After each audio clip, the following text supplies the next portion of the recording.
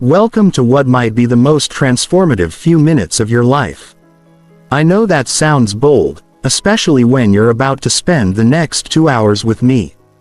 But here's the thing, communication isn't just about talking. It's about unlocking every door in your life. Your relationships, your career, your confidence, your ability to influence and inspire others. It all comes down to how well you can connect with another human being through words, energy, and understanding. Right now, you might be thinking you're pretty good at communication already. Most people do, but here's what I've discovered after studying thousands of interactions. The difference between good communicators and truly exceptional ones isn't talent. It's understanding the hidden psychology behind human connection.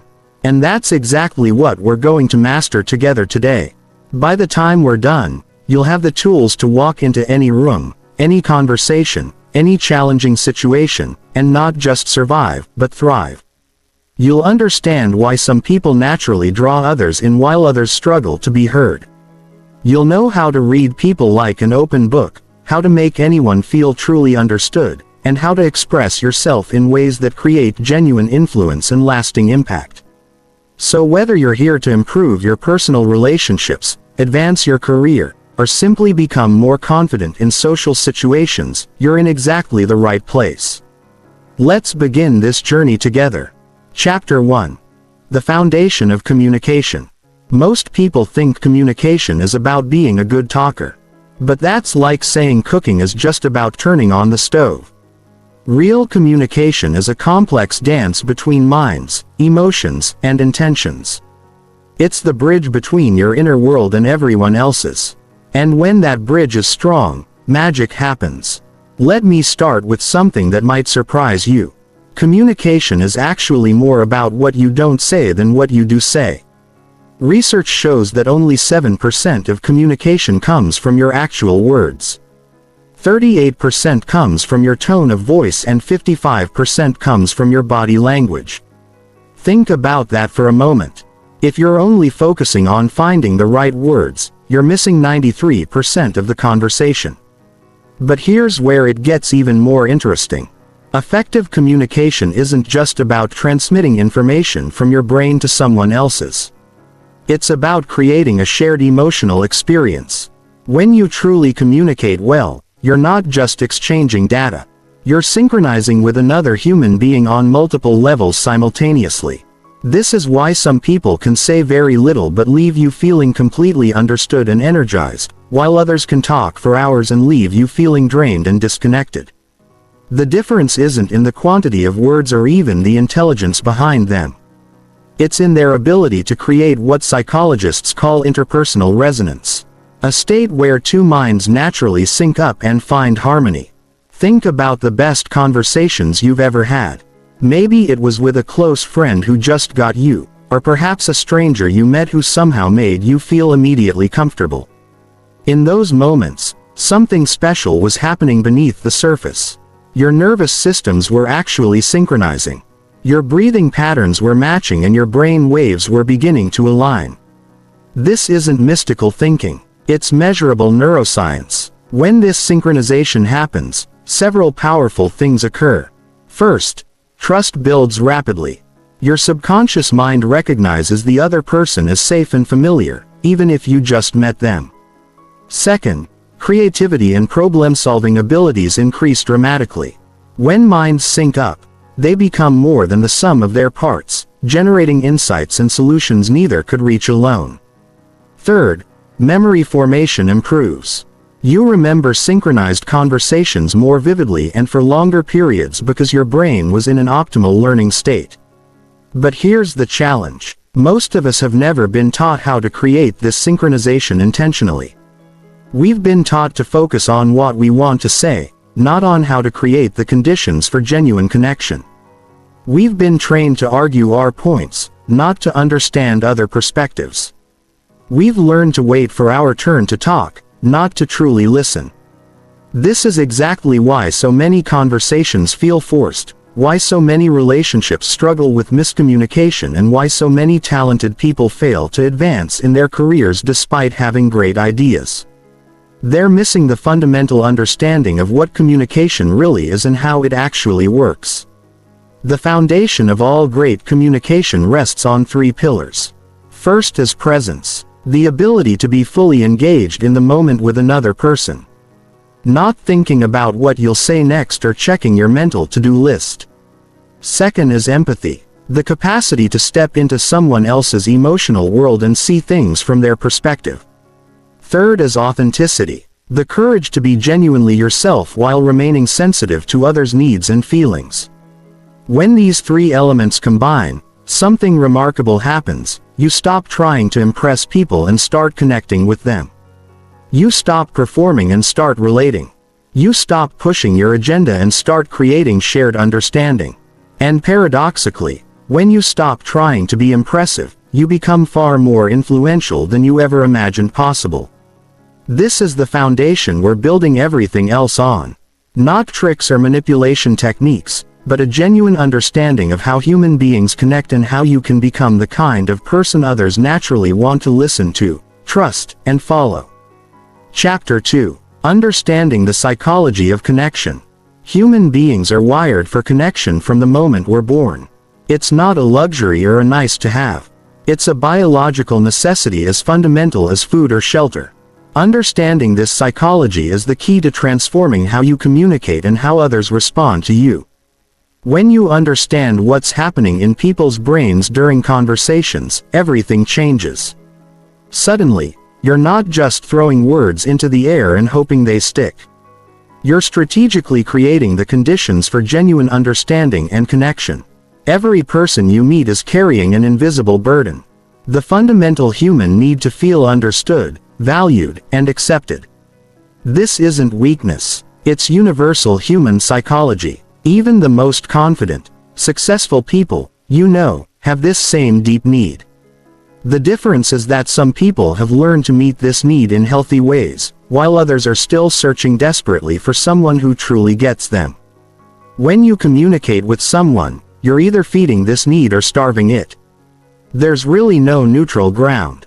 Every interaction either makes people feel more understood or more isolated, more valued or more dismissed, more accepted or more judged. And here's the crucial part. People will always remember how you made them feel long after they've forgotten what you actually said. This is why technical expertise alone doesn't make someone a great leader or partner or friend. You can have all the right answers, but if you make people feel stupid or unimportant while you're sharing them, your knowledge becomes worthless. On the other hand, when you make people feel intelligent, capable, and valued, they'll listen to you even when you're wrong because they trust that you care about their well-being. The human brain is constantly asking three subconscious questions in every interaction. First, am I safe with this person? This happens within milliseconds and determines whether someone's defenses go up or down. Second, do they respect me? This influences whether people feel comfortable sharing their real thoughts or feel they need to perform and hide. Third, will they help me or use me? This determines whether someone sees you as an ally or a threat to their interests.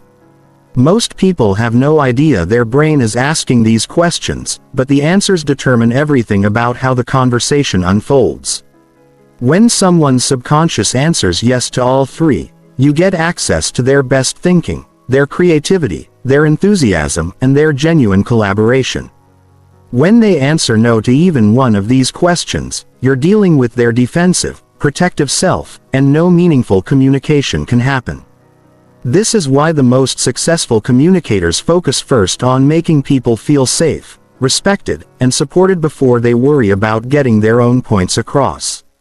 They understand that influence is a byproduct of trust, not a substitute for it. But there's another layer to this psychology that most people miss entirely.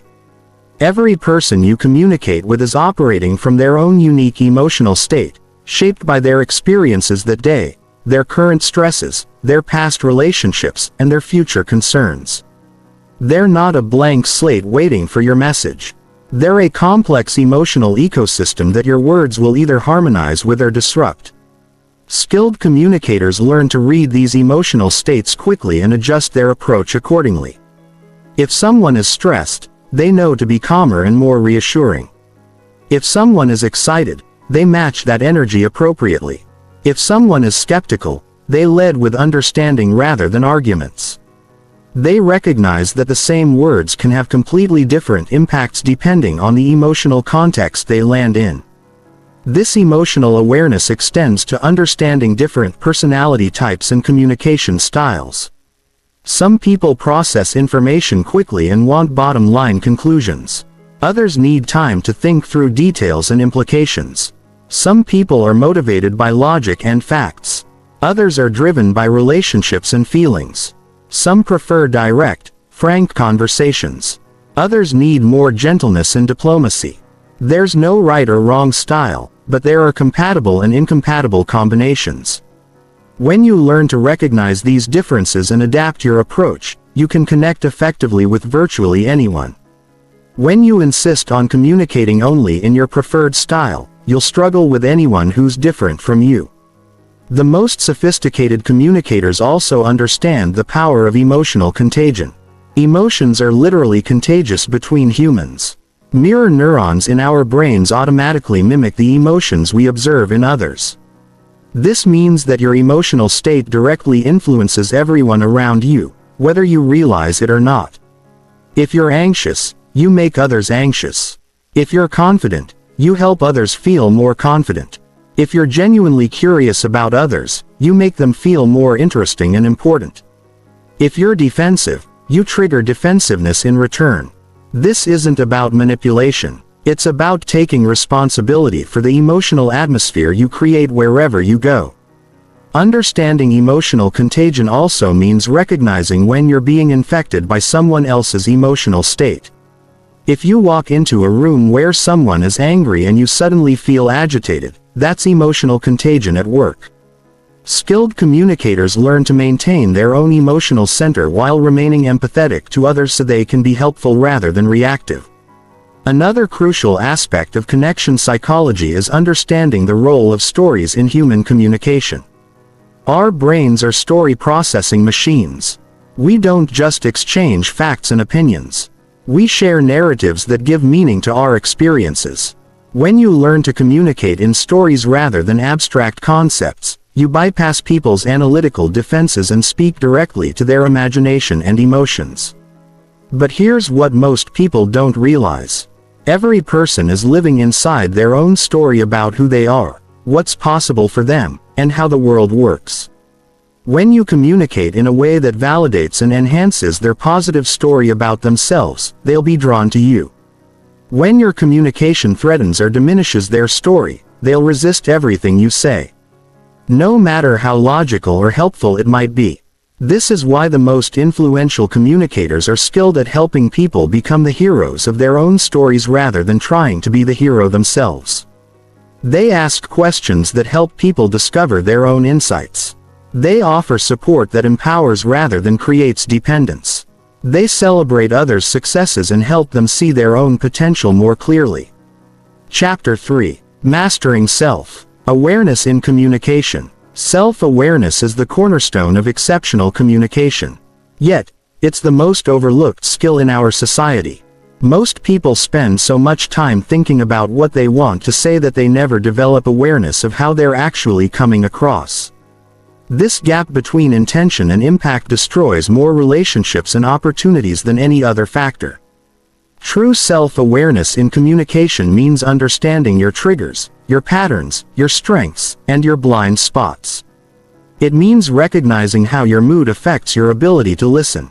It means noticing when your ego is driving the conversation instead of your desire to understand.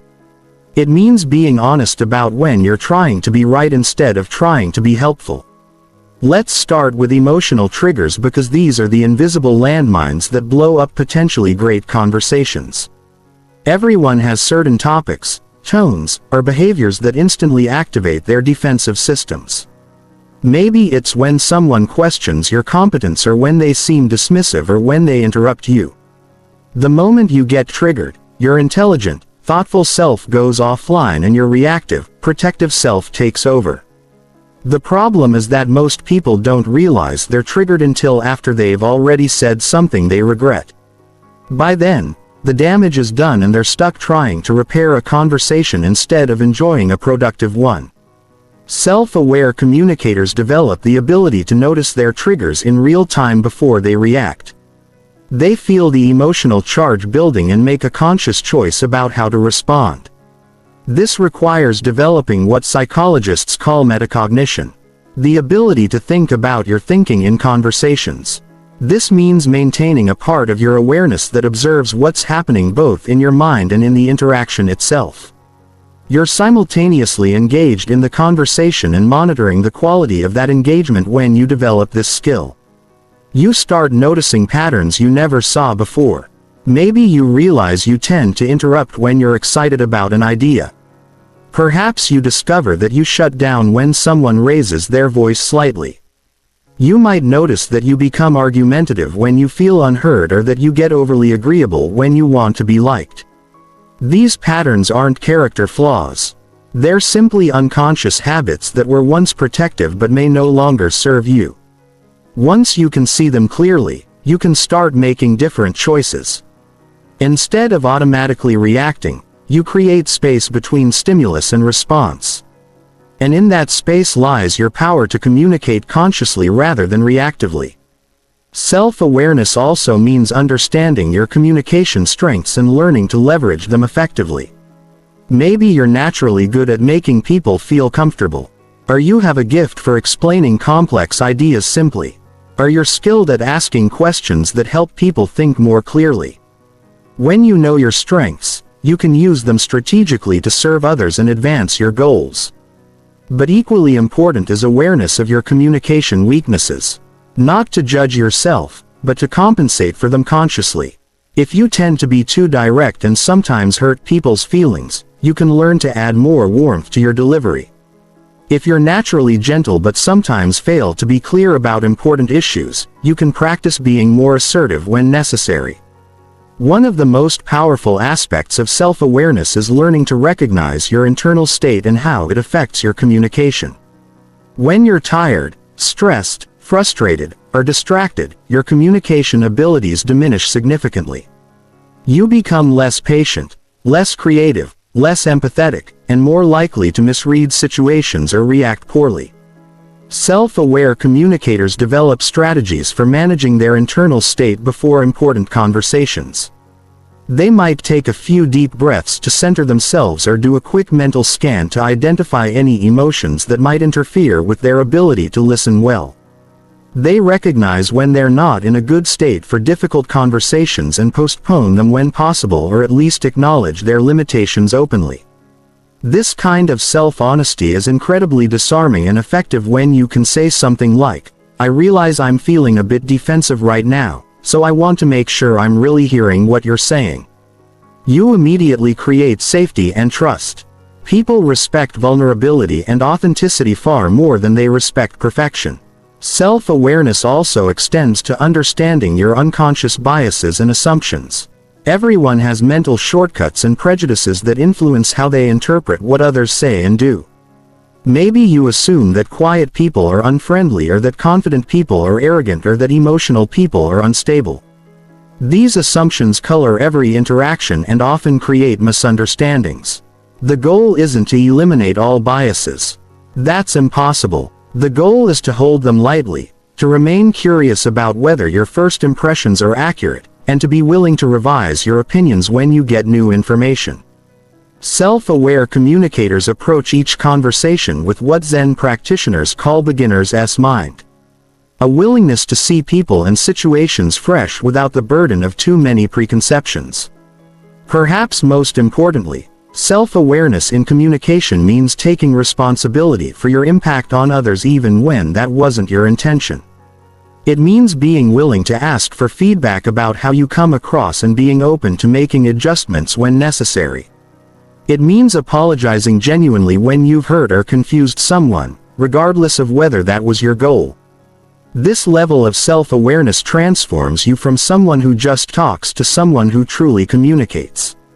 It makes you the kind of person others seek out when they need to be heard, understood, or guided through difficult situations. And paradoxically, The more aware you become of your own limitations and imperfections, the more powerful your ability to connect with others becomes. Another crucial dimension of self-awareness is understanding your own communication style and how it affects different types of people. Some communicators are naturally direct and task-focused while others are more relationship-oriented and diplomatic. Some prefer lots of detail and context while others want quick high-level summaries. Some are comfortable with conflict and debate while others avoid confrontation at all costs. None of these styles is inherently better or worse. But each creates different responses in different people. When you understand your natural style, you can make conscious choices about when to leverage it and when to adapt. If you're naturally direct, you might choose to be more gentle with sensitive personalities. If you're naturally diplomatic, you might push yourself to be more assertive when clarity is crucial. Self-awareness also involves recognizing your own needs in communication and learning to meet them appropriately. Maybe you need time to process before responding to important questions. Perhaps you need to feel heard before you can fully listen to others. You might need encouragement and validation. Or you might prefer straight feedback without sugarcoating. When you understand and acknowledge your own needs, you can communicate them clearly to others instead of hoping they'll magically figure out what you need. This prevents a lot of unnecessary frustration and misunderstanding.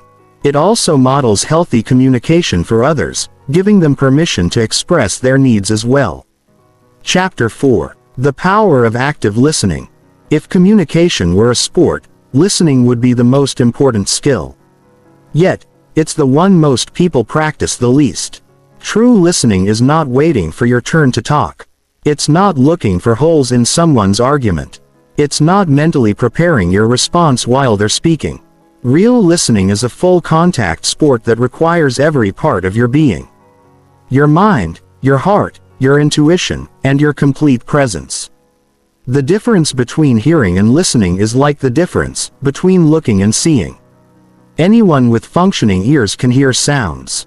But listening is an active choice that creates transformation in both the speaker and the listener.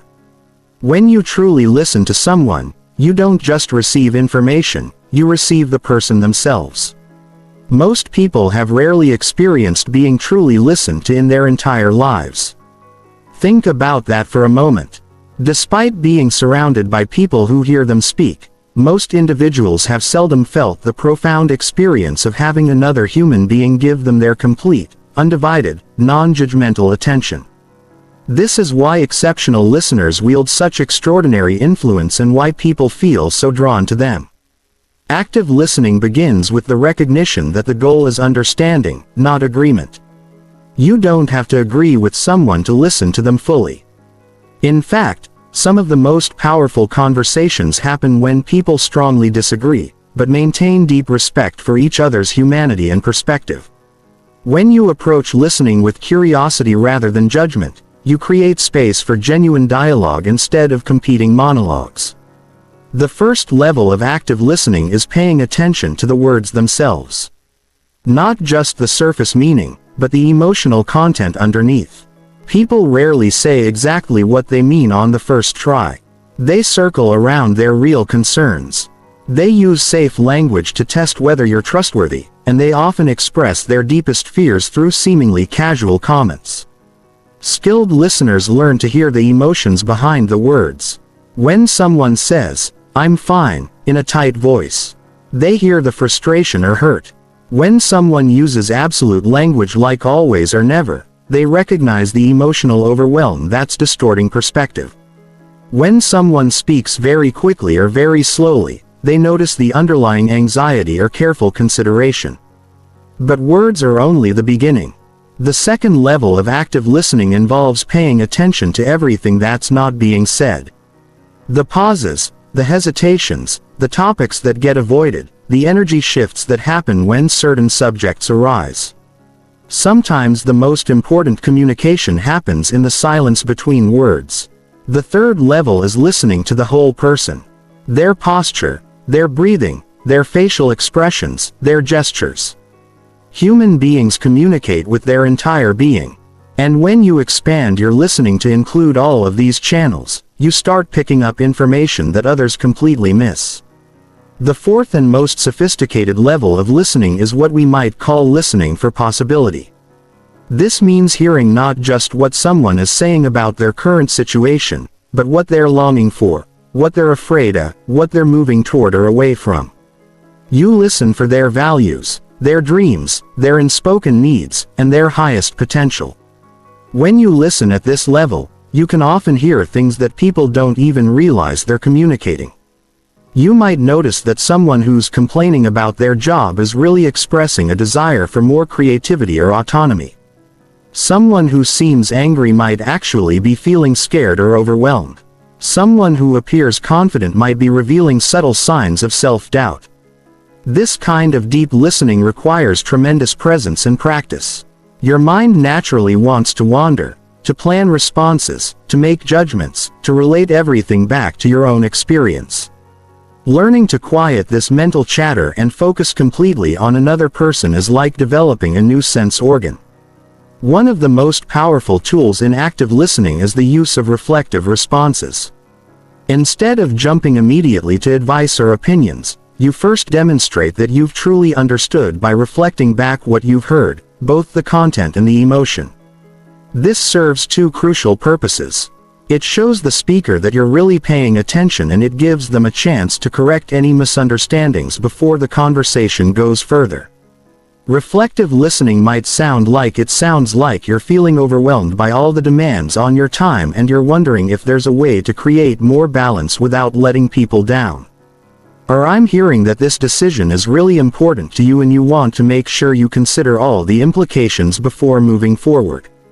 This kind of response is profoundly validating because it demonstrates that you're not just hearing words, you're understanding the person's experience. Most people are so hungry for this kind of validation that they'll open up significantly when they feel truly heard. Another crucial aspect of active listening is learning to ask questions that deepen understanding rather than satisfy curiosity. The best questions invite people to explore their own thoughts and feelings more deeply rather than putting them on the defensive or steering the conversation toward your interests. Instead of "why did you do that?" which can sound judgmental, try "what was most important to you when you made that decision?" Instead of "don't you think you should?" which is really a disguised suggestion, try "what options are you considering?" or "what would ideal look like for you?" The most transformative aspect of active listening is that it changes you as much as it serves the other person. When you really listen to people's stories, struggles, and dreams, you develop a deeper understanding of human nature. You become less judgmental, more compassionate, and more skilled at seeing situations from multiple perspectives. This expanded perspective makes you a better problem solver, a more effective leader, and a more trusted friend or colleague. People start seeking you out not because you have all the answers, but because you help them find their own answers by creating the space for them to think clearly. But active listening also requires understanding when not to listen, or rather when to redirect the conversation toward more productive territory. Sometimes people get stuck in negative spirals, repeating the same complaints without moving towards solutions. Skilled listeners know how to acknowledge the emotion while gently guiding toward more constructive dialogue. They might say something like, "I can hear how frustrated you are with this situation. You've tried several approaches already. What would need to change for you to feel like you're making progress?" This validates the person's feelings while opening up new possibilities for forward movement. Active listening also means being aware of your own listening limitations and boundaries. You can't be fully present for everyone all the time, and attempting to do so will leave you emotionally drained and less effective. Overall, self-aware listeners learn to recognize when they don't have the emotional bandwidth for deep listening and communicate this honestly rather than pretending to listen while being mentally absent. Chapter 5. Reading Nonverbal Signals like a Pro. While people can control their words to some degree, their bodies tell the truth. Nonverbal communication is the hidden language that reveals what people really think, feel, and intend. Mastering this silent language gives you an almost supernatural ability to understand others and respond appropriately to their unspoken needs and concerns. The challenge is that most people think they're good at reading body language because they notice obvious signals. Crossed arms might mean defensiveness, or a smile indicates happiness. But this surface-level understanding often leads to misinterpretation because the same gesture can mean entirely different things depending on context, culture, and individual personality patterns. True mastery of nonverbal communication requires understanding that it's not about isolated gestures, but about clusters of signals that create a coherent story. It's also about recognizing baseline behavior for each individual and noticing deviations from that norm rather than applying universal interpretations to everyone. Let's start with facial expressions, which are often considered the most revealing nonverbal channel. While basic emotions like happiness, sadness, anger, fear, surprise, and disgust have fairly universal expressions, the subtle variations and micro-expressions that flash across people's faces for fractions of a second contain much richer information. A genuine smile, for example, involves not just the mouth, but the entire face, particularly the muscles around the eyes that create crow's feet. A forced or polite smile typically only engages the lower facial muscles, leaving the eyes unchanged. When you learn to notice this difference, you can immediately tell whether someone is genuinely pleased to see you or just being socially appropriate. But even more valuable than reading emotions is learning to spot incongruence between what someone is saying and what their face is revealing. When words and facial expressions don't match, the face is almost always telling the truth. Someone might say they're excited about a proposal, while their face shows concern or skepticism. Someone might claim they understand your explanation while their expression reveals confusion. Eye contact patterns provide another rich source of information about what's happening in someone's mind. While cultural norms around eye contact vary significantly, changes in someone's typical pattern are usually meaningful. Someone who normally makes good eye contact but suddenly starts looking away might be feeling uncomfortable with the topic. Someone who's usually more reserved but begins making intense eye contact might be trying to emphasize their sincerity. The direction of eye movements can also be revealing. When people are remembering visual information, they tend to look up and to their left. When they're constructing visual images, they typically look up and to their right. When accessing auditory memories, they might look to the left. And when creating sounds, they often look to the right. While these patterns aren't universal and shouldn't be used to detect deception, they can provide clues about how someone is processing information. Posture and body positioning reveal attitudes and comfort levels that people might not express verbally. Someone who's genuinely interested in what you're saying typically leans slightly forward. People who are feeling defensive or skeptical often lean back or create barriers with their arms or objects. Open postures with uncrossed arms and legs generally indicate receptiveness, while closed postures suggest resistance or discomfort. But context is crucial in interpreting these signals. Someone might cross their arms because they're cold, not because they're defensive. Someone might lean back because they're relaxed and comfortable, not because they're disengaging. This is why it's essential to look for clusters of signals and to consider the environment and situation. Gestures add another layer of meaning to verbal communication. Some people are naturally expressive with their hands while others are more reserved. What matters is noticing changes from someone's baseline behavior. Someone who typically gestures freely but suddenly becomes still might be feeling uncertain or cautious. Someone who's usually more contained but starts making expansive gestures might be becoming more passionate or emotional.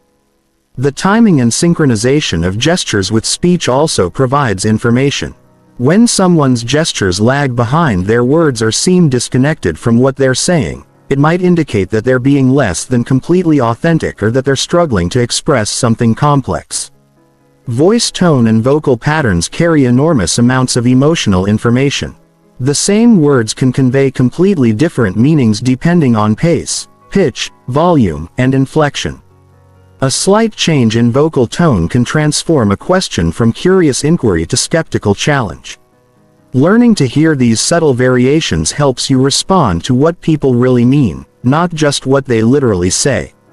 Changes in breathing patterns often indicate shifts in emotional state. Shallow, rapid breathing might suggest anxiety or excitement. Deep, slow breathing typically indicates calm or deliberate thinking. Holding breath or sighing can reveal frustration, overwhelm, or relief. Physical distance and spatial positioning also communicate important information about comfort levels and relationship dynamics. People naturally move closer to those they trust and like and maintain greater distance from those they're uncertain about. Someone who steps back during a conversation might need more space to feel comfortable, while someone who moves closer might be seeking greater connection. The key to using this knowledge ethically and effectively is to remember that nonverbal signals are information, not absolute truth. They provide clues about what might be happening for someone, but they require verification through respectful inquiry. When you notice incongruence or discomfort, the appropriate response is often to slow down, check in with the person, or adjust your approach to help them feel more at ease. The most sophisticated use of nonverbal awareness involves calibrating your own signals to create the emotional atmosphere you want. When you're conscious of how your posture, gestures, facial expressions, and tone affect others, you can deliberately create feelings of safety, confidence, enthusiasm, or calm. This isn't manipulation. It's taking responsibility for the impact you have on others and using that awareness to serve their highest good, as well as your own. Understanding nonverbal communication also means recognizing cultural differences and adapting accordingly. Eye contact norms, personal space preferences, gesture meanings, and touch boundaries vary significantly across cultures. What seems respectful in one culture might appear rude or invasive in another. Skilled communicators develop cultural sensitivity and adjust their nonverbal behavior appropriately. Finally, reading nonverbal signals effectively requires practice and patience. Like any skill, it improves with conscious attention and experience. Start by observing one channel at a time. Maybe focus on facial expressions for a week. Then add vocal patterns. Then include posture and gestures. Over time, you'll develop an intuitive sense for the overall story someone's body is telling, and you'll be able to respond with greater empathy and effectiveness. Chapter 6. Building Rapport and Trust. Rapport is the invisible bridge that connects two people at a subconscious level. When genuine rapport exists, communication flows effortlessly. Misunderstandings decrease dramatically and influence increases exponentially. But here's what most people don't understand. Rapport isn't something that just happens to you. It's a skill you can develop and deploy intentionally in any interaction. The foundation of rapport lies in something called unconscious matching. When people feel connected to each other, they naturally begin to mirror each other's posture, breathing, speech patterns, and energy levels. You've probably noticed this phenomenon without realizing it. How couples who've been together for years start to sound alike. Or how friends unconsciously copy each other's gestures during animated conversations. But skilled communicators don't wait for this natural mirroring to happen. They create rapport intentionally by subtly matching and mirroring others while remaining completely authentic. This isn't about copying someone obvious way that makes them uncomfortable. It's about finding the rhythm and tone that helps the other person feel most at ease. Start with matching their overall energy level. If someone speaks quietly and moves deliberately, don't overwhelm them with high energy and rapid speech. If someone is naturally enthusiastic and expressive, don't respond with monotone restraint. This doesn't mean becoming someone you're not. It means finding the version of yourself that resonates best with the person you're talking to. You can also match speech patterns subtly. If someone speaks slowly and chooses their words carefully, give them time and space to express themselves fully. If someone speaks quickly and jumps between topics, you can match that pace while still maintaining clarity. If someone uses visual language like "I see what you mean" or "that looks right to me," you can incorporate similar visual metaphors into your responses. But the most powerful form of rapport building happens at the emotional level.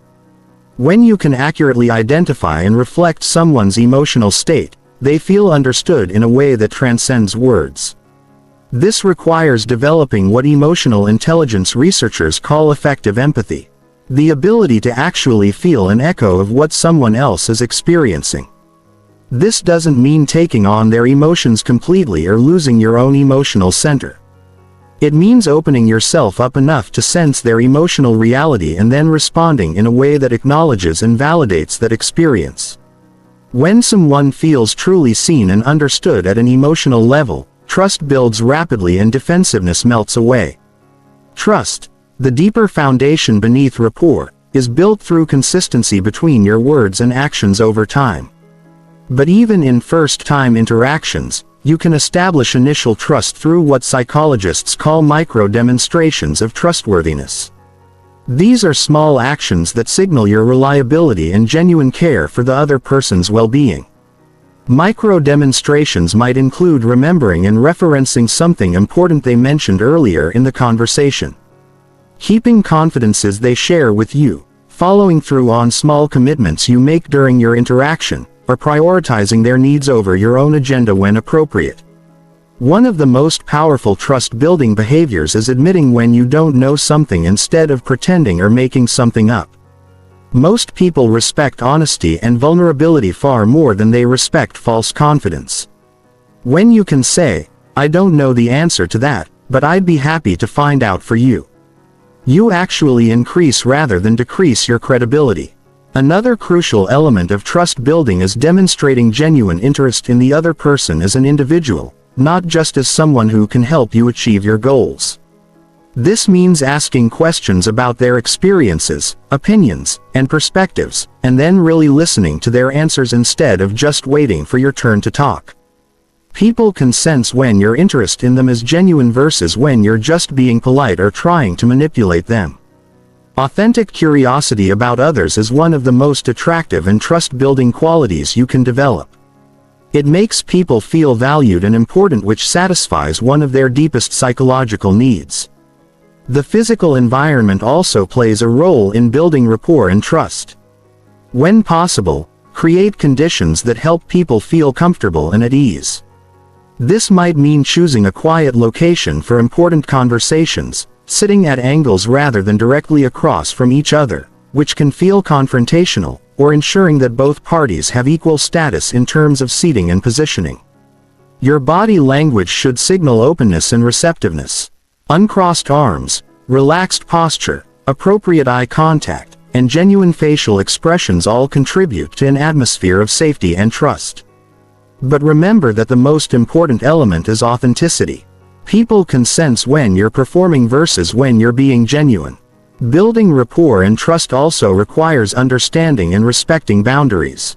Pay attention to cues that someone might be feeling overwhelmed, pressured, or uncomfortable, and adjust your approach accordingly.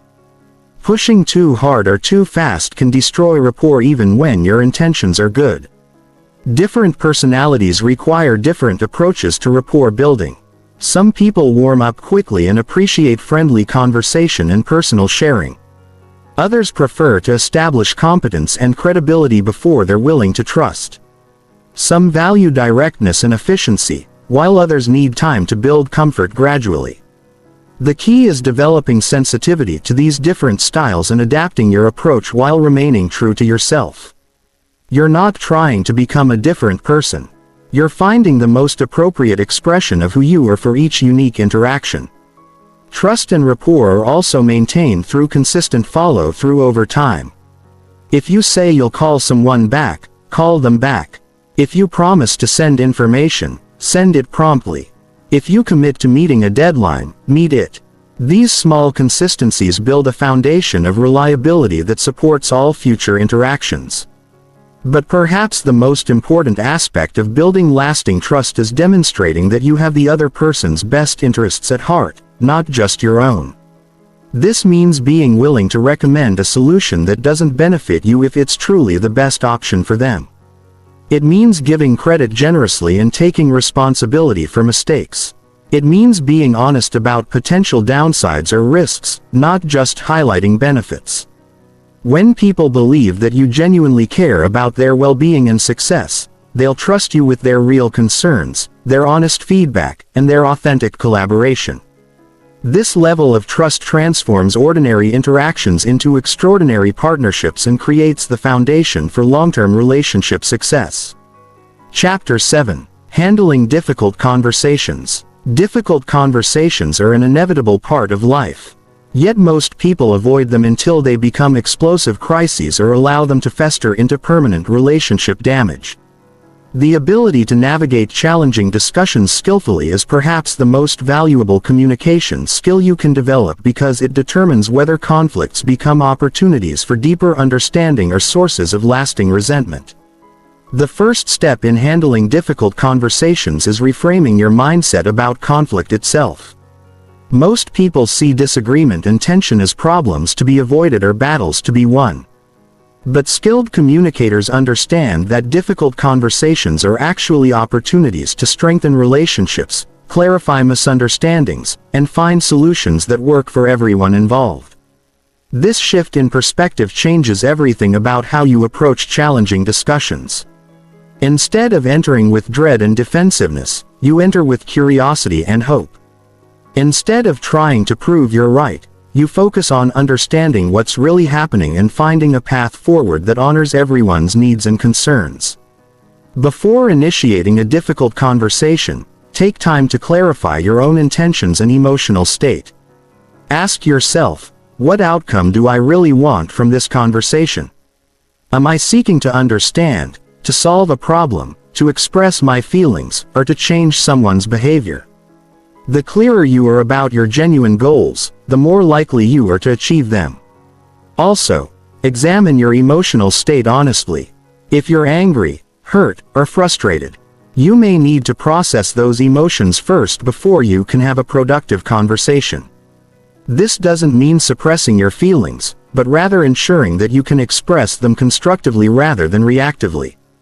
When you do initiate the conversation, start with what communication experts call establishing safety. This means making it clear that your goal is mutual understanding and problem solving, not blame or punishment. You might say something like, I care about our relationship, and I think there's something we need to talk through.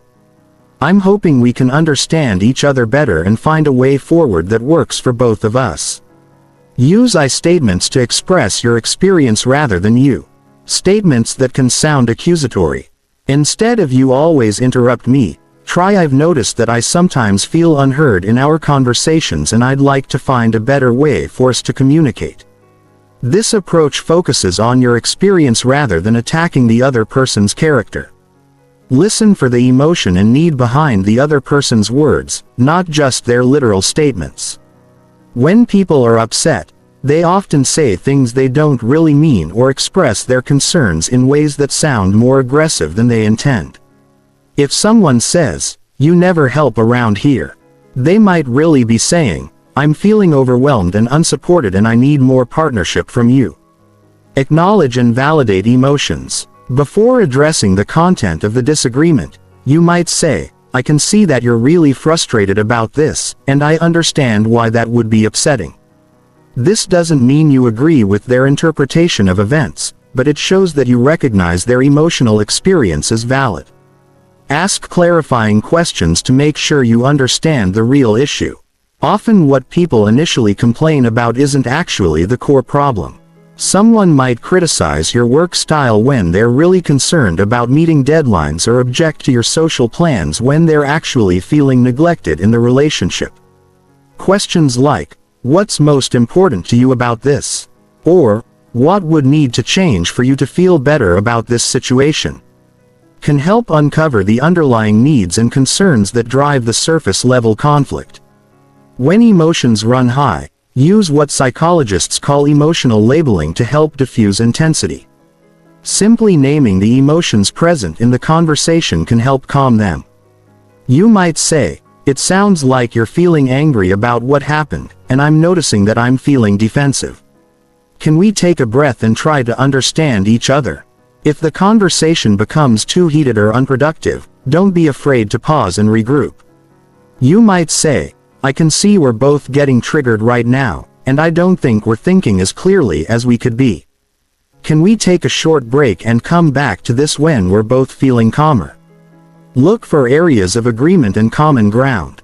Even in the midst of disagreement, you might not agree on the solution, but you probably agree on the importance of the relationship or the goal of finding a resolution. Highlighting these shared values can help shift the conversation from adversarial to collaborative when presenting your own perspective. Be honest about your contributions to the problem. Taking appropriate responsibility demonstrates maturity and makes it easier for the other person to acknowledge their part as well. You might say, "I realize I could have communicated more clearly about my expectations, and I think that contributed to the confusion." Focus on future solutions rather than past blame. Once you've acknowledged what went wrong, shift the conversation toward how can we handle this differently going forward. This forward-looking approach is more productive than endlessly rehashing past mistakes. Be willing to apologize genuinely when you've made mistakes, but make sure your apologies are specific and include changed behavior. A good apology acknowledges what you did wrong, expresses remorse for the impact, and commits to specific changes. "I'm sorry I was late to our meeting. I know that disrespected your time, and I will set earlier reminders to ensure I'm on time in the future." Sometimes difficult conversations reveal that people have fundamentally different values or needs that can't be easily reconciled. In these cases, the goal shifts from finding agreement to finding a way to coexist respectfully despite disagreement. You might need to agree to disagree while still maintaining the relationship. Remember that not every difficult conversation will end with a neat resolution.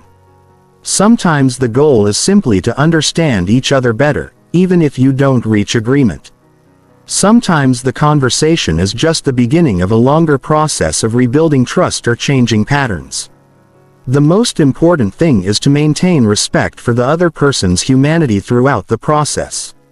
Even when you strongly disagree with their actions or perspectives, people can sense when you see them as fundamentally good but misguided versus when you see them as fundamentally flawed or bad. This distinction determines whether difficult conversations strengthen or damage relationships long-term. Chapter 8. The Art of Persuasion and Influence. True persuasion is not manipulation or coercion. It's the art of helping others see possibilities they hadn't considered before. The most ethical and effective influence comes not from pushing your agenda onto others, but from understanding their needs so deeply that you can help them achieve their own goals in ways that also serve your purposes. The foundation of genuine influence is credibility. Before people will be influenced by you, they need to believe that you're competent, trustworthy, and have their best interests at heart.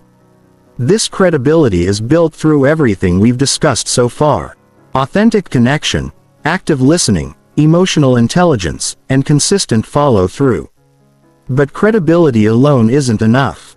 The most influential communicators understand that people are persuaded more by their own conclusions than by someone else's arguments. This means that instead of trying to convince people directly, you create conditions for them to convince themselves. This approach requires what influence experts call collaborative discovery. Instead of presenting your conclusion and then supporting it with evidence, you guide people through a thought process that helps them reach insights on their own. You ask questions that illuminate new possibilities, share relevant information that expands their perspective, and help them see connections they might have missed. For example, instead of saying you should invest in this training program, you might ask, what skills do you think would be most valuable for your team's growth over the next year? Then how are people currently developing those skills? Followed by what would be possible if everyone had access to more structured development in those areas. This approach helps them articulate their own need for the solution you're offering. Understanding different motivation styles is crucial for effective influence. Some people are motivated primarily by logic and facts. They want data, evidence, and rational analysis before making decisions. Others are driven more by emotions and relationships. They want to know how decisions will affect people and whether the people they trust support the idea. Some individuals are motivated by moving toward positive outcomes. They're energized by visions of success and achievement. Others are more motivated by moving away from problems. They're driven by the desire to avoid failure or negative consequences. The most effective influencers learn to recognize these different styles and adapt their approach accordingly. Visual communicators think in pictures and respond well to diagrams, metaphors, and imagery. Auditory communicators prefer discussions, explanations, and verbal processing. Kinesthetic communicators need to experience things physically and emotionally. They want to touch, feel, and try things out before committing. When you match your communication style to their processing preferences, your message lands with much greater impact. A visual person might be persuaded by seeing a clear diagram of how your proposal works. An auditory person might need to talk through all the implications before feeling comfortable. A kinesthetic person might need a trial period or pilot program. The timing of influence attempts is also crucial. People are most open to new ideas when they're experiencing some form of dissatisfaction with the status quo, when they have the mental and emotional bandwidth to consider change, and when they feel safe enough to take risks. Trying to influence someone who's overwhelmed, stressed, or perfectly content is usually ineffective. Social proof is one of the most powerful influence tools available. People are heavily influenced by what others like them or doing, especially others they respect or identify with. Instead of just presenting your idea, share stories about similar people who have successfully implemented similar approaches, but be authentic in your use of social proof. Don't manufacture false testimonials or exaggerate success stories. Genuine examples of relevant success carry far more weight than inflated claims, and dishonesty will eventually undermine all your influence. Reciprocity is another fundamental principle of influence. When you do something valuable for someone, they naturally feel inclined to return the favor. But the key is to give genuinely and without strings attached. When people sense that you're only being helpful in order to manipulate them later, the reciprocity backfires. Look for ways to provide value that truly serves the other person's interests, whether or not they ever choose to work with you or support your proposals. This might mean sharing useful information, making valuable introductions, or offering helpful feedback. When you give first and give generously, influence often follows naturally. Scarcity can also be a legitimate influence tool when used ethically. If there genuinely are limited opportunities, time frames, or resources available, sharing this information helps people make informed decisions. But artificial scarcity tactics creating false urgency or fake limitations are manipulative and ultimately damage your credibility. The most sophisticated influence happens at the level of identity and values. When you can help people see how your proposal aligns with who they are and what they care about most deeply, resistance dissolves naturally. This requires really understanding their core values, their self-concept, and their aspirations. You might say something like, "Given how much you value innovation and staying ahead of the curve, this approach might really appeal to you." Or, "I know how important family time is to you, so you might appreciate how this solution could save you several hours each week." Storytelling is perhaps the most powerful influence tool of all.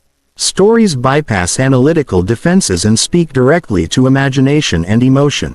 When you share a relevant story about someone who faced a similar challenge and found success through the approach you're suggesting, people can envision themselves having a similar positive experience. But your stories must be true, relevant, and told in service of the listener's interests, not just to promote your agenda. The best influence stories help people see new possibilities for themselves rather than just highlighting how great you or your solution is. Handle objections as valuable information rather than obstacles to overcome. When someone raises concerns, thank them for sharing their perspective and explore the objection thoroughly. Often objections reveal important needs or fears that you can address directly. Ask questions like, "What would need to be true for this to feel right to you?" Or, "What's most important to you?" As you think about this decision, this approach treats objections as opportunities for deeper understanding rather than battles to win. Finally, remember that the most ethical influence is always mutual. The best outcomes happen when both parties feel good about the result. If you find yourself using pressure, manipulation, or deception to get what you want, you're not practicing true influence, you're practicing coercion, and it will backfire eventually. True influence creates win-win outcomes where everyone feels heard, respected, and served. When you consistently operate from this principle, people will seek out your input and be naturally inclined to support your initiatives because they trust that your influence serves their best interests as well as your own. Chapter 9. Emotional Intelligence in Communication. Emotional intelligence is the invisible force that determines whether your communication creates connection or distance, whether it builds trust or breeds suspicion, and whether it inspires action or generates resistance. While technical communication skills are important, it's your emotional intelligence that transforms ordinary conversations into extraordinary experiences of understanding and collaboration. At its core, emotional intelligence in communication is about recognizing, understanding, and skillfully managing the emotions that arise in yourself and others during interactions. This isn't about suppressing emotions or pretending they don't exist. It's about developing the awareness and skills to navigate emotional realities consciously and constructively. The first dimension of emotional intelligence is self-awareness. Your ability to recognize your own emotions as they arise and understand how they affect your communication. Most people are so focused on the content of what they want to say that they completely miss the emotional undertones they're broadcasting. But these emotional undercurrents often communicate more powerfully than the words themselves. When you're feeling frustrated, anxious, excited, or uncertain, that emotional state colors everything you say and how you say it. People pick up on these emotional signals subconsciously and respond accordingly. If you're feeling defensive, others become defensive in return. If you're genuinely curious and open, others feel safe to share more authentically. Developing emotional self-awareness requires what researchers call emotional granularity, the ability to distinguish between different emotional states with precision. Instead of just knowing you feel good or bad, you learn to identify specific emotions like contentment, enthusiasm, frustration, disappointment, or concern. This precision matters because different emotions require different responses. The approach that works well when you're mildly concerned won't be effective when you're deeply anxious. The communication style that serves you when you're excited might create problems when you're feeling overwhelmed. The second dimension is self-regulation. Your ability to manage your emotional responses consciously rather than being controlled by them. This doesn't mean becoming emotionally flat or inauthentic. It means developing the capacity to feel your emotions fully while choosing how to express them constructively. Self-regulation starts with creating space between stimulus and response. When something triggers an emotional reaction, instead of immediately speaking or acting from that emotional state, you pause long enough to choose your response consciously. This might mean taking a deep breath, counting to 10, or simply asking yourself, how do I want to handle this? Advanced emotional self-regulation involves learning to shift your emotional state intentionally when necessary. If you're feeling agitated but need to have a calm conversation, you can use techniques like deep breathing, visualization, or physical movement to shift into a more appropriate state. This isn't about being fake or manipulative. It's about being responsible for the emotional atmosphere you create. Just as you might choose different clothes for different occasions, you can learn to choose emotional states that serve the situation and the people involved. The third dimension is empathy. Your ability to recognize and understand the emotions of others. This goes far beyond simply noticing obvious emotional displays. It involves picking up on subtle emotional cues, understanding the emotional context behind someone's words, and sensing the unspoken feelings that influence their behavior. Empathy requires what psychologists call theory of mind. The understanding that other people have different thoughts, feelings, and perspectives than you do. This seems obvious, but in practice, Most people assume others think and feel similarly to themselves, which leads to constant misunderstandings and failed connections. True empathy means stepping into someone else's emotional shoes and seeing the world from their perspective, even when their experience is very different from your own. It means understanding that someone's emotional reaction might be perfectly reasonable given their history, their current stress levels, or their personal values, even if it seems disproportionate to you. Developing empathy requires curiosity about others' inner experiences and a willingness to ask questions that help you understand their perspective better. Instead of judging someone's emotional reaction, you explore it. Help me understand what this means to you, or what's making this feel so important, are questions that deepen empathy. The fourth dimension is social awareness. Your ability to read the emotional dynamics of groups and understand how emotions spread and influence collective behavior. Every group has an emotional climate that affects how people think, communicate, and make decisions. Some groups feel energized and optimistic, while others feel tense and defensive. Some teams feel psychologically safe to share ideas and concerns, while others feel like people need to watch their backs. As a communicator, you can both read these dynamics and influence them through your own emotional presence. Emotional contagion is real and powerful.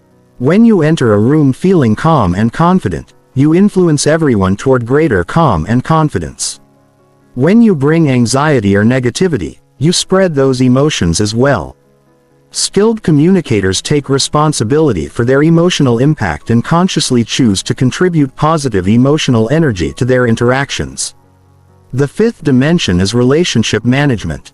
Your ability to use emotional information to guide your interactions toward positive outcomes. This involves everything from knowing when to have sensitive conversations to understanding how to motivate different personality types to recognizing when someone needs support versus when they need space. Relationship management also involves conflict resolution skills, the ability to repair relationships after misunderstandings, and the capacity to build emotional bonds that survive stress and disagreement. It means knowing how to apologize effectively, how to express appreciation meaningfully, and how to navigate the complex emotional terrain of human relationships. One of the most important aspects of emotional intelligence in communication is learning to separate impact from intent. Just because someone's behavior affects you negatively doesn't mean they intended to hurt you. And just because you didn't intend to upset someone doesn't mean your impact wasn't real and important. Emotionally intelligent communicators take responsibility for their impact while also being willing to consider intent. They can say things like, "I don't think you meant to hurt me, but I felt dismissed when you interrupted me." Or "I realize I came across as critical even though I was trying to be helpful. Let me try expressing this differently." Emotional intelligence also involves understanding that emotions provide valuable information, not just obstacles to overcome. Anger often signals that someone's boundaries have been crossed. Anxiety might indicate that someone needs more information or reassurance. Sadness could mean that someone needs empathy and support. Instead of trying to eliminate emotions from communication, emotionally intelligent people learn to use emotional information to communicate more effectively. They recognize that addressing the emotional layer of communication often resolves the logical layer more quickly and completely. Finally, emotional intelligence in communication requires ongoing practice and development. It's not a skill you master once and then possess forever. It requires continuous attention to your own emotional patterns, ongoing curiosity about others' emotional experiences, and willingness to learn from both successful and unsuccessful interactions. The investment in developing emotional intelligence pays enormous dividends in every area of life. Relationships become deeper and more satisfying. Conflicts resolve more quickly and completely. Influence increases naturally because people trust your emotional wisdom. And perhaps most importantly, you become the kind of person others seek out when they need understanding, support, or guidance through challenging situations. Chapter 10. Advanced Communication Techniques. Now that we've built a solid foundation of communication skills, let's explore some advanced techniques that can transform you into a truly exceptional communicator. These strategies require practice and finesse, but they can dramatically increase your ability to connect with others, navigate complex situations, and achieve outcomes that seemed impossible before. The first advanced technique is called meta-communication. The ability to communicate about the communication itself. This involves stepping outside the immediate content of a conversation to discuss the process, the relationship dynamics, or the communication patterns themselves. Meta-communication might sound like, "I notice we seem to be talking past each other. Can we pause and make sure we're on the same page, or it feels like there's some tension here that we're not addressing directly. Would it be helpful to talk about what's happening between us?" This technique is incredibly powerful because it allows you to address relationship issues and communication problems directly rather than letting them sabotage the conversation. Most people avoid meta-communication because it feels awkward or risky. But skilled communicators use it to create clarity and deepen connection.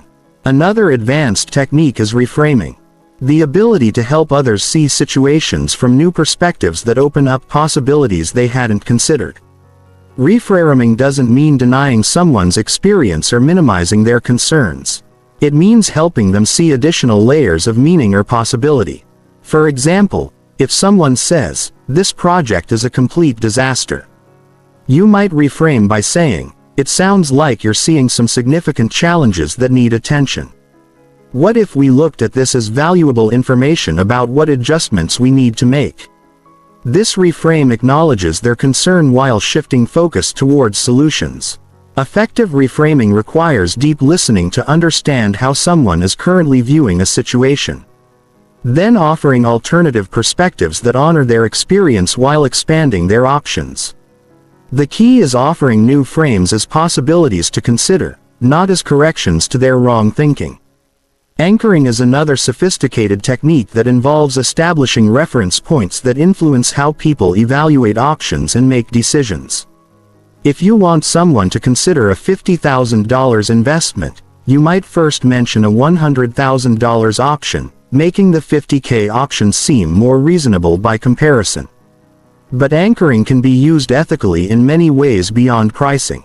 You might anchor someone's expectations about timeline, effort required, or potential outcomes. If you expect a project to take 6 months, you might say, "Projects like this typically take anywhere from 8 to 12 months, though we're optimistic we can complete this one in about 6 months." This sets the anchor high so that 6 months feels efficient rather than lengthy. Embedded commands involve placing suggestions within normal conversation in ways that bypass conscious resistance. Instead of saying directly "you should buy this product," you might say, "When you decide to move forward with something like this, you'll want to make sure it has these 3 features." The embedded command "decide to move forward" suggests action without creating pressure. This technique must be used ethically and in service of the other person's genuine interests. The goal is not manipulation but rather helping people overcome their own internal resistance to decisions that would benefit them.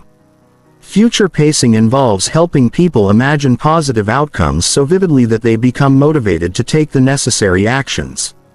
Instead of just describing features and benefits, you help them experience what success would feel like. You might say, "Imagine 6 months from now when you've implemented this system. You walk into your office and instead of feeling overwhelmed by chaos, you feel calm and in control because everything has its place and you can find what you need instantly." How would that change your daily experience? This technique works because the brain has difficulty distinguishing between vividly imagined experiences and real memories.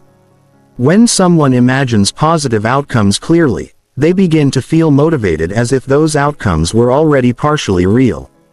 Presuppositions involve structuring your language in ways that assume certain things are true, making it easier for people to accept your suggestions. Instead of asking, "Would you like to schedule a follow-up meeting?" you might say, "When would be the best time for our follow-up meeting?" This presupposes that there will be a follow-up meeting and focuses the discussion on timing rather than whether to meet at all.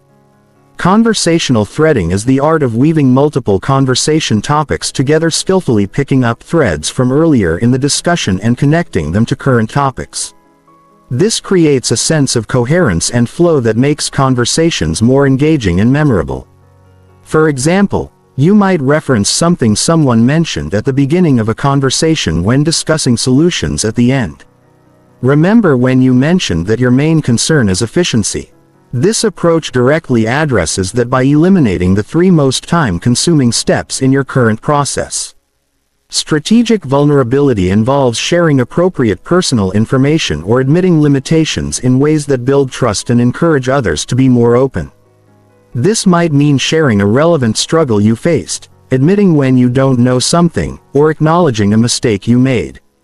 The key is that the vulnerability must be genuine, relevant to the situation and shared in service of the relationship rather than for manipulation or sympathy when done well. Strategic vulnerability creates psychological safety and deepens connection rapidly. Paradoxical thinking involves presenting ideas in ways that seem contradictory but actually reveal deeper truths. For example, you might say, the fastest way to solve this problem might be to slow down and really understand what's causing it. Or, the best way to gain control might be to let go of trying to control everything. This technique works because it engages people's curiosity and helps them see beyond surface-level solutions to more profound approaches. It also demonstrates sophisticated thinking that builds credibility. Temporal shifting involves helping people move mentally between past, present, and future time frames to gain perspective and find solutions. You might ask someone to imagine how they'll view their current problem 5 years from now or help them remember how they successfully handled similar challenges in the past. Different time frames often reveal different insights and possibilities. Short-term thinking might focus on immediate solutions while long-term thinking might reveal completely different priorities and strategies. Energy management is the art of consciously directing the emotional and mental energy in conversations. This involves recognizing when energy is building or flagging and making adjustments to maintain optimal engagement levels. You might increase energy through enthusiasm, humor, or inspiring vision casting. You might decrease energy through calmer voice tones, deeper breathing, or more reflective questions. The key is matching energy levels to what the conversation and the people involved need most. Advanced communicators also master conversational aikido, the ability to redirect aggressive or negative energy rather than resisting it directly. If someone is argumentative, instead of arguing back, you might say, "You're clearly passionate about this. Help me understand what matters most to you so we can find a solution that addresses your concerns." This technique transforms opponents into allies by channeling their energy toward collaborative problem solving rather than conflict. Finally, systemic thinking involves understanding how communication affects and is affected by larger systems, organizational culture, family dynamics, industry trends, or social contexts. Advanced communicators consider these broader influences and work with them rather than against them. They understand that changing communication patterns often requires addressing systemic issues and that individual conversations can have ripple effects throughout entire systems when handled skillfully. These advanced techniques become most powerful when combined with the foundational skills we've covered: authentic presence, active listening, emotional intelligence, and genuine care for others' well-being. They're tools to serve connection and understanding, not weapons to manipulate or control. As you practice these techniques, remember that mastery comes through integration, not just accumulation. Focus on developing 1 or 2 advanced skills at a time until they become natural parts of your communication style. Then gradually add others as your confidence and competence grow. The goal is not to become a communication magician who dazzles people with techniques, but to become someone whose presence and words consistently create positive transformation in the lives of others. When you achieve this level of mastery, communication becomes not just a skill you possess, but a gift you give to everyone you interact with. Chapter 11. Professional Communication Mastery. Professional communication is where all your skills come together under pressure. Your ability to communicate effectively in professional settings directly determines your career trajectory and ability to create meaningful impact. The foundation of professional excellence is understanding that every interaction serves two purposes: accomplishing tasks and building relationships. The most successful professionals master both simultaneously. They achieve concrete outcomes while making people feel valued and heard. Let's start with meetings where much professional communication happens and careers are made or broken. When leading meetings, your role is creating conditions for collective thinking and decision-making.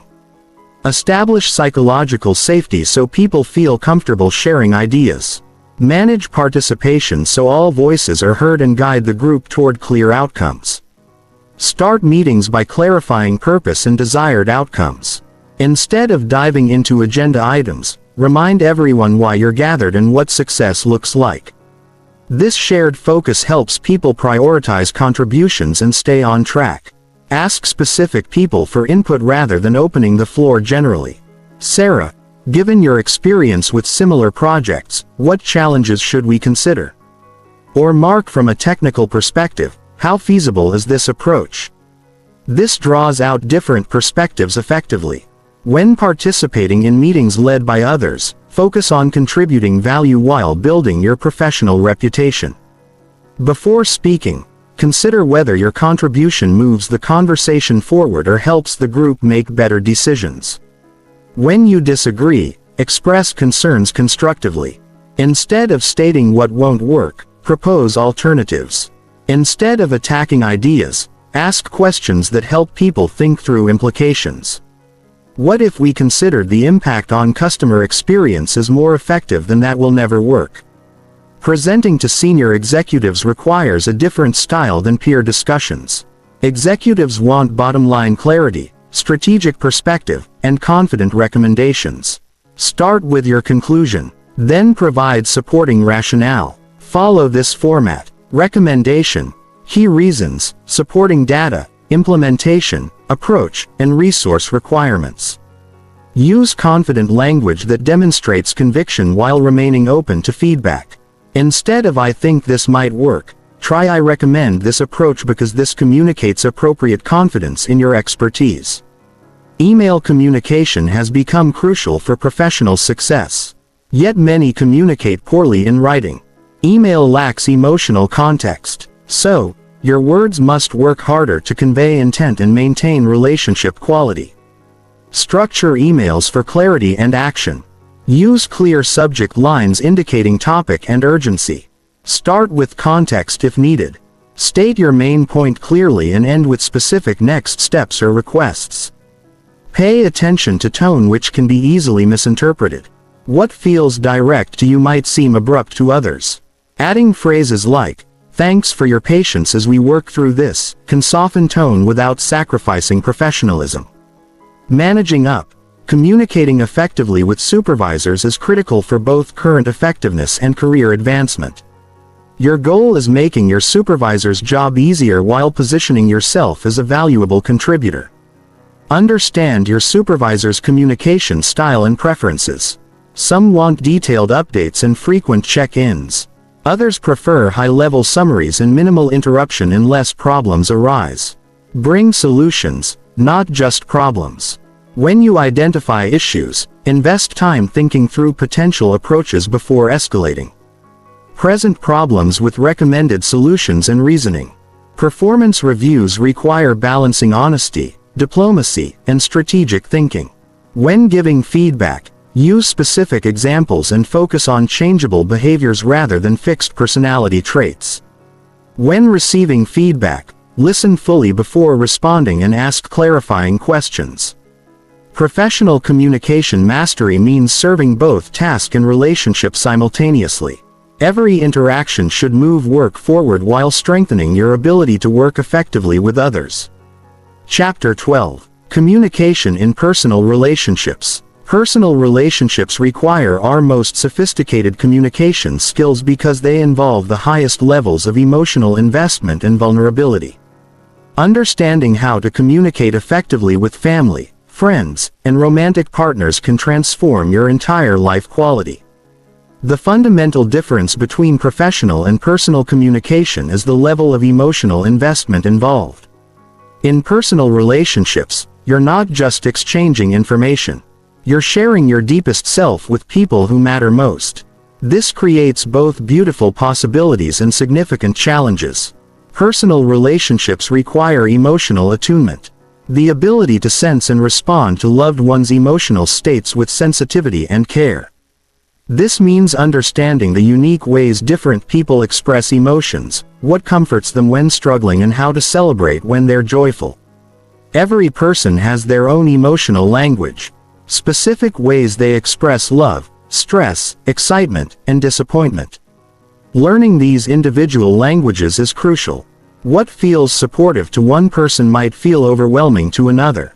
Some people process difficult emotions by talking extensively, while others need quiet space before they're ready to discuss. Intimate communication requires managing your emotional triggers more skillfully than in any other context.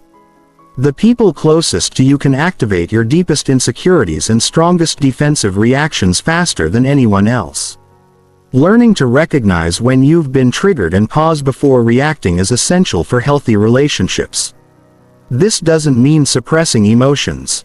It means creating space to respond from your wisest self rather than your wounded defensive self. Conflict resolution in personal relationships is challenging because the stakes feel so high. Fear of relationship damage often leads people to avoid difficult conversations entirely or handle them in ways that attack the person rather than address the issue. Healthy relationship communication requires separating the issue from the person. You can strongly disagree with someone's behavior while still loving and respecting them. This distinction allows you to address problems directly without making the other person feel their worth is being questioned. Use I statements to express how behaviors affect you rather than making character judgments. Instead of "you never listen to me," try "when I'm sharing something important and you're looking at your phone. I feel unheard and disconnected." Listen for feelings and needs underneath your loved one's words, especially when they're expressing themselves in triggering ways. When someone says, "You care more about work than me," the underlying emotion might be, "I'm feeling disconnected and scared that I'm not a priority." Expressing appreciation and affection effectively requires understanding how different people prefer to receive love. Some feel most loved through words of affirmation, others through quality time, physical affection, acts of service, or thoughtful gifts. Pay attention to how your loved ones naturally express love to you, as this often indicates their preferences. Ask directly, "What are specific things I do that make you feel most cared for?" Difficult family dynamics require special strategies because relationships carry the weight of shared history and established patterns. Family members might relate to you as if you were the person you were years ago, and you might fall back into old communication patterns that no longer serve anyone. Setting boundaries with family requires particular sensitivity. You might say, "I love you and want to maintain our relationship. When conversations turn to criticizing my choices, I feel hurt and want to avoid talking. I'm going to change the subject when that happens. Not to punish you, but to protect our relationship." Romantic relationships require the most sophisticated skills because they involve the highest intimacy, interdependence, and vulnerability. Partners need to coordinate daily logistics while maintaining emotional connection, managing individual growth within partnership, and navigating autonomy and togetherness. Successful romantic communication requires regular check-ins about both the relationship and each person's individual experience. Many couples only discuss their relationship when problems arise, creating a pattern where relationship conversations feel negative.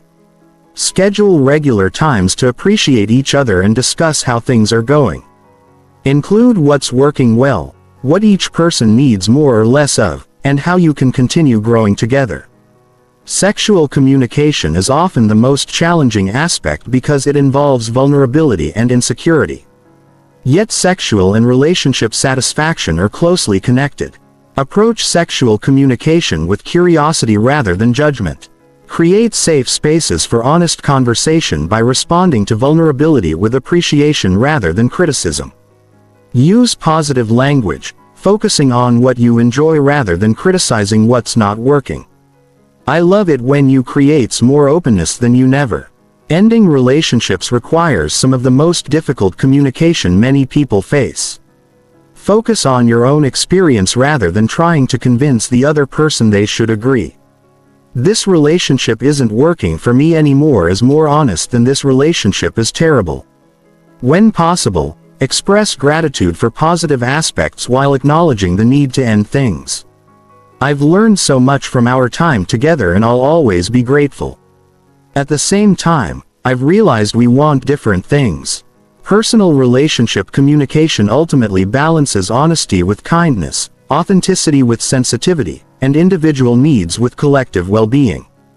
The people closest to you deserve to know the real you while feeling loved and valued in your presence. Chapter 13. Public Speaking and Presentations. Public speaking transforms your communication skills into performance that can influence dozens, hundreds, or thousands of people simultaneously. Whether presenting to your team, speaking at conferences, or giving toasts, your ability to communicate effectively with groups impacts your opportunities and influence. The foundation of powerful public speaking is understanding that you're not just transmitting information, you're creating an experience for your audience. Every element should serve the goal of taking your audience from where they are now to where you want them to be. Most people approach presentations focusing on what they want to say rather than what the audience needs to hear. This speaker-centered approach results in technically accurate but emotionally flat presentations. Audience-centered presentations start with deep understanding of who you're speaking to and what would be valuable for them. Before writing your presentation, understand your audience's current situation, knowledge level, concerns, goals, and preferred communication style. Ask yourself, what does this audience care about most? What problems are they trying to solve? What would make them consider this presentation valuable? Your opening moments are critical because audiences decide quickly whether to pay attention or tune out. Don't waste time with boring logistics or generic pleasantries. Start with something that immediately captures attention and demonstrates you understand what matters to them. Open with a surprising statistic highlighting your topic's importance, a story illustrating the problem you're solving, a provocative question getting them thinking, or a bold statement challenging conventional thinking. Whatever approach you choose, connect it directly to your core message. Structure your presentation like a story with clear beginning, middle, and end. Your opening establishes context and importance. Your middle provides content, evidence, and insights. Your conclusion summarizes key points and motivates action. Use signposting to help your audience follow your logic. Tell them where you're going. Guide them through each section and remind them how pieces connect. Today I'm sharing 3 strategies to increase customer retention. First, we'll examine why customers leave. Then we'll explore proven retention approaches. Finally, we'll discuss implementation. Storytelling is perhaps your most powerful tool because stories bypass analytical resistance and connect with emotion and imagination. When you tell relevant stories well, your audience stops thinking about to-do lists and starts experiencing your message viscerally. Use personal specific stories directly relevant to your message. Structure stories with clear characters, conflict, and resolution. Help audiences understand who the story involves, what challenge they faced, what they did, and what resulted. The more vividly you help people imagine the situation, the more powerfully your message lands. Remember, you're not the hero of your presentation stories. Your audience is. Use stories to help them see themselves succeeding or achieving goals they care about. When people can envision themselves in your stories, they become motivated to take action. Managing presentation anxiety requires understanding that some nervousness is normal and can improve performance when channeled effectively. Don't aim to eliminate anxiety completely, but use that energy to enhance presence and audience connection. Practice your presentation enough that content becomes second nature, but don't overrehearse to the point of sounding robotic. Know your material well enough to adapt if needed. Use breathing techniques to calm your nervous system. Deep, slow breathing activates your parasympathetic system, promoting calm and clear thinking. Practice box breathing. Inhaling for 4 counts. Holding for 4. Exhaling for 4. Holding empty for 4. Reframe your relationship with the audience from adversarial to collaborative. Instead of seeing them as judges evaluating performance, see them as partners who want you to succeed. Most audiences root for speakers because everyone benefits when presentations are engaging. Visual aids should support your message, not replace it. Too many presenters create texted slides and read them word for word, which is boring and makes the speaker seem unnecessary. Your slides should enhance your verbal message, not duplicate it. Use visuals that clarify complex concepts, provide evidence, or create emotional impact.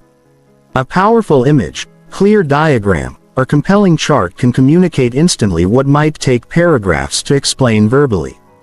Keep slide text minimal and use large readable fonts.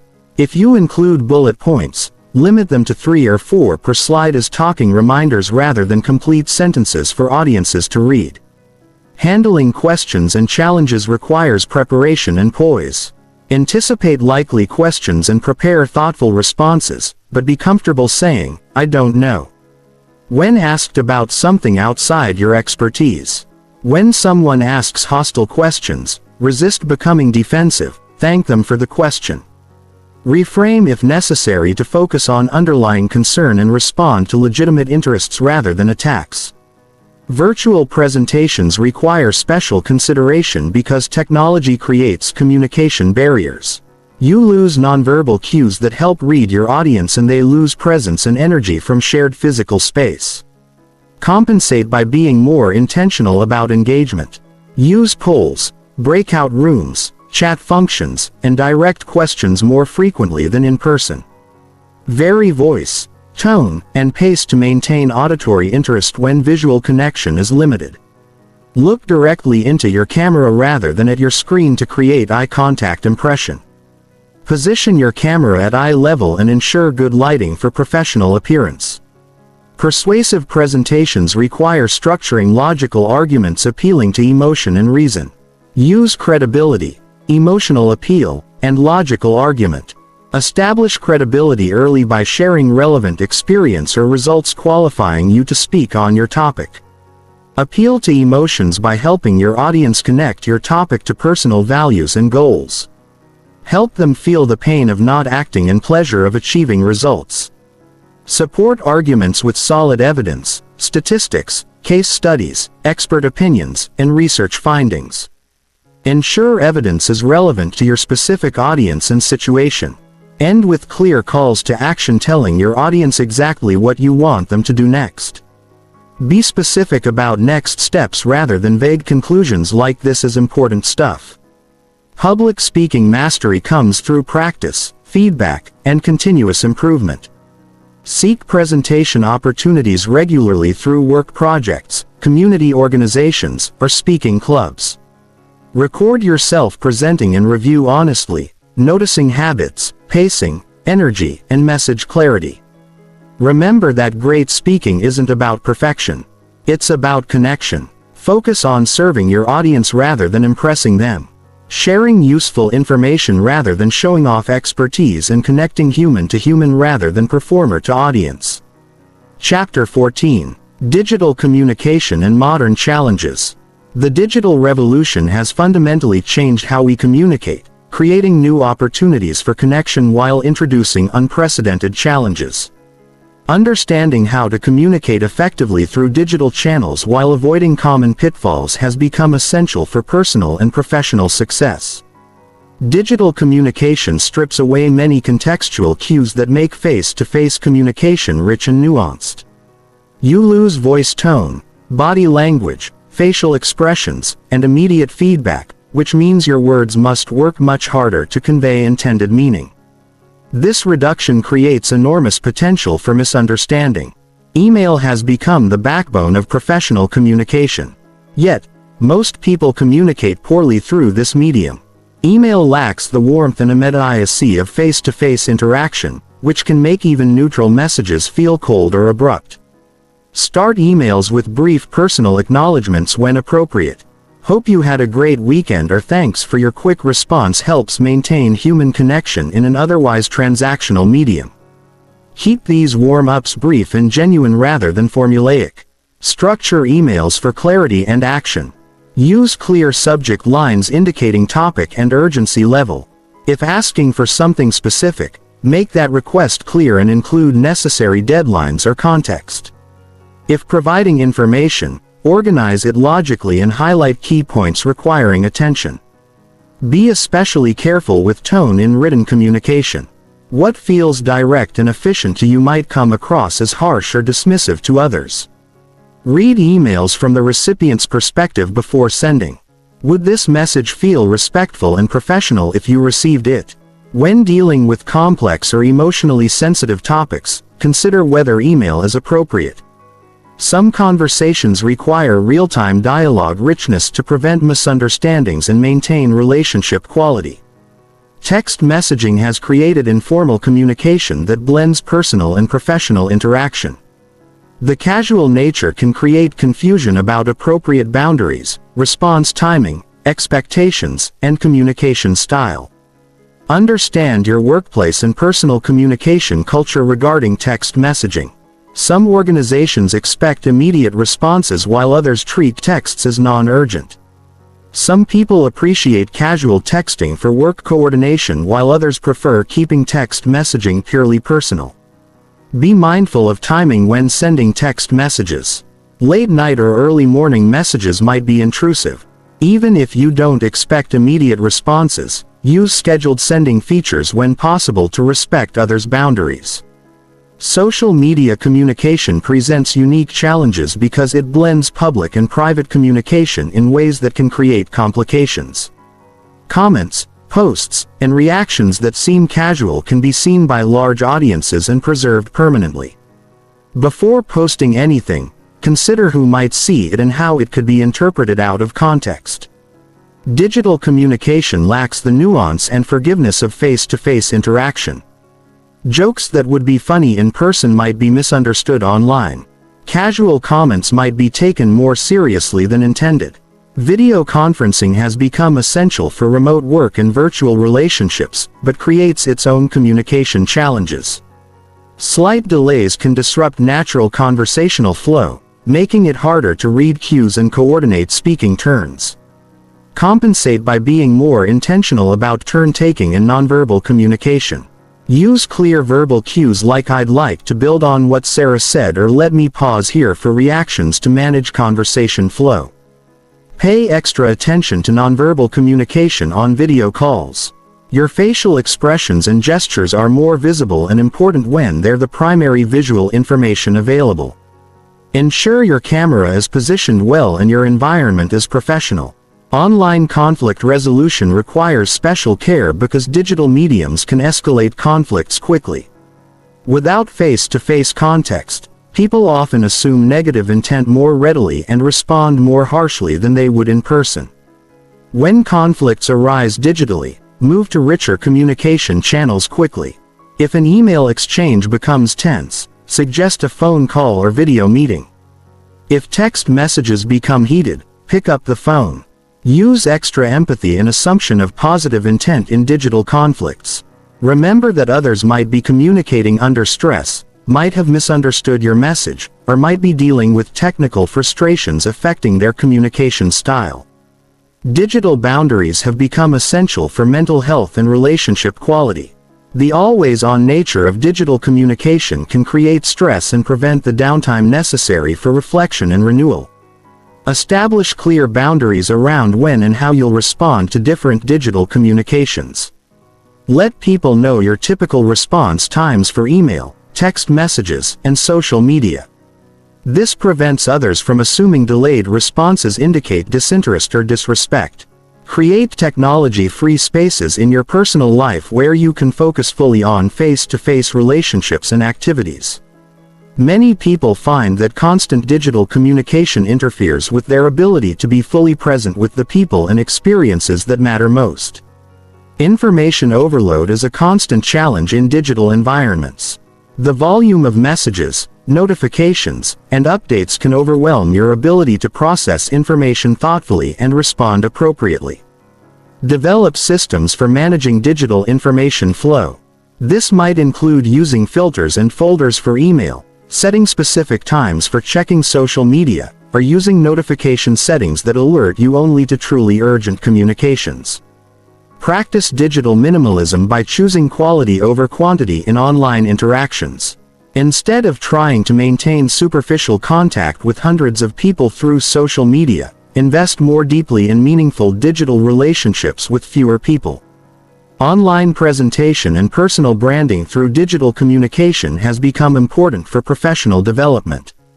How you communicate online contributes to others' perceptions of your expertise, professionalism, and character. Be intentional about the digital impression you create through communication style, response timing, and content sharing. Share valuable insights and resources that demonstrate your expertise and values. Engage thoughtfully with others' content rather than just broadcasting your own messages. Maintain consistency between online and offline communication style. People who interact with you in person should recognize the same person in your digital communications. Dramatic differences between online and offline personality can damage trust and authenticity. Digital communication with different generations requires sensitivity to varying comfort levels and preferences with technology. Older colleagues might prefer email or phone calls over text messaging. Younger people might find formal email style unnecessarily stiff. Adapt your digital communication style to match others' preferences while staying true to your authentic voice. This might mean being more formal with some contacts and more casual with others, or using different platforms for different relationships. Privacy and security considerations have become crucial aspects of digital communication. Understanding how to protect sensitive information while maintaining open communication requires ongoing attention and education. Be cautious about sharing confidential information through digital channels that might not be secure. When in doubt, choose more secure communication methods or have sensitive conversations face-to-face. The future of digital communication will continue evolving rapidly. The key to success is maintaining focus on fundamental communication principles: respect, clarity, empathy, and authenticity while adapting to new tools and formats. Remember that digital communication is a tool for human connection, not a replacement for it. The most effective digital communicators use technology to enhance and supplement face-to-face relationships rather than substituting for genuine human contact. Chapter 15. Putting it all together and next steps.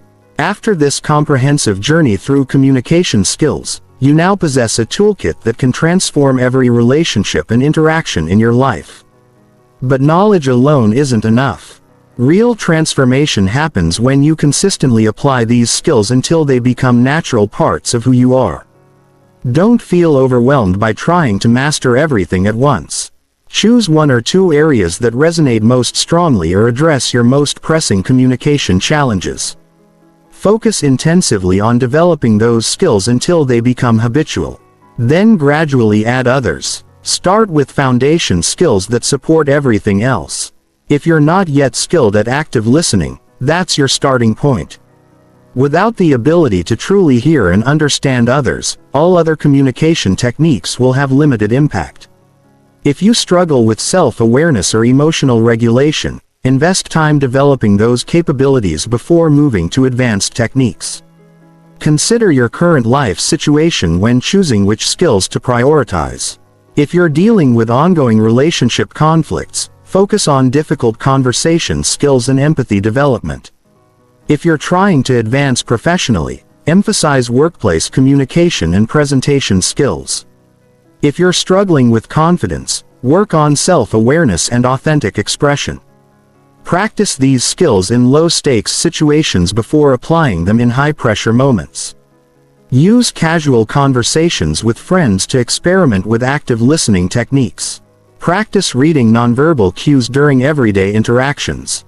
Try influence approaches in situations where the outcome doesn't matter significantly. This gradual approach builds confidence and competence systematically rather than putting you in situations where failure could damage important relationships or opportunities. Seek feedback actively from trusted people in your life. Ask friends, family, or colleagues about your communication strengths and areas for improvement. Most people are hesitant to give honest feedback unless specifically asked, but they often have valuable insights that can accelerate your development. When asking for feedback, be specific. Instead of "how do I communicate?" try questions like, when I'm explaining complex ideas, do I give you enough context or do I assume too much background knowledge? Or when we have disagreements, do I seem open to your perspective or do I come across as defensive? Create opportunities to observe excellent communicators in action. Pay attention to people who seem to effortlessly connect with others, who handle difficult conversations with grace, or who influence others without creating resistance. Notice what they do differently from average communicators.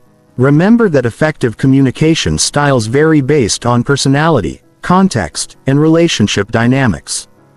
Don't try to copy someone else's style. Exactly. Identify principles and techniques you can adapt to your own authentic communication approach. Join groups that provide regular opportunities to practice communication skills. This might include professional associations, community organizations, speaking clubs, or volunteer groups. The more you practice these skills in diverse settings with different people, the more natural and effective they become. Track your progress by keeping a communication journal where you reflect on interactions that went well and those that could have been better. Note what techniques you tried, how others responded, and what you learned from each experience. Pay attention to patterns in your communication successes and challenges. Do you consistently struggle with certain types of people or situations? Do particular emotions trigger communication problems? Are there specific skills that seem to have the biggest positive impact when you use them effectively? Use pattern recognition to target your development efforts more precisely. If you consistently struggle with authority figures, focus on managing up skills and confidence-building techniques. If family interactions trigger your worst communication habits, prioritize emotional regulation and boundary-setting skills. Remember that communication skills are like physical fitness. They require ongoing maintenance and development. You can't master these skills once and ignore them. Regular practice and continued learning are essential for maintaining and improving your communication effectiveness over time. As you develop these skills, you'll likely notice that your relationships deepen, your professional opportunities increase, and your ability to influence positive change grows significantly. But perhaps most importantly, you'll develop greater confidence in your ability to connect with others and navigate challenging situations. This confidence creates a positive spiral. As you become more skilled at communication, you approach interactions with greater optimism and less anxiety. This improved emotional state makes you even more effective, which builds further confidence and skill. The ultimate goal of communication mastery isn't to become perfect or to manipulate others for your benefit. It's to become someone who consistently adds value to every interaction, who helps others feel heard and understood, and who creates positive change through authentic human connection. When you achieve this level of communication effectiveness, you become a catalyst for better relationships, more effective teamwork, stronger communities, and positive change in whatever context you find yourself. Your communication skills become a gift you give to everyone you interact with as you continue developing these skills. Remember that the most powerful communication always serves something larger than yourself. When you use these abilities to help others succeed, to solve important problems, to build stronger relationships, and to create positive change in your community, you're fulfilling the highest purpose of human communication. Your journey in communication mastery has just begun. The skills you've learned today will serve you for the rest of your life, but they'll also continue evolving as you gain experience and face new challenges. Stay curious, stay committed to growth, and stay focused on using these skills to make a positive difference in the world. The world needs people who can communicate with wisdom, empathy, and effectiveness. By developing these skills consistently, You're not just improving your own life, you're contributing to better relationships, more effective organizations, and stronger communities everywhere you go. Your voice matters. Your ability to connect with others matters. Your commitment to communication excellence matters. Use these skills well and watch as your life and the lives of those around you transform in beautiful and meaningful ways. The conversation continues now with every person you meet and every interaction you have. Make them count.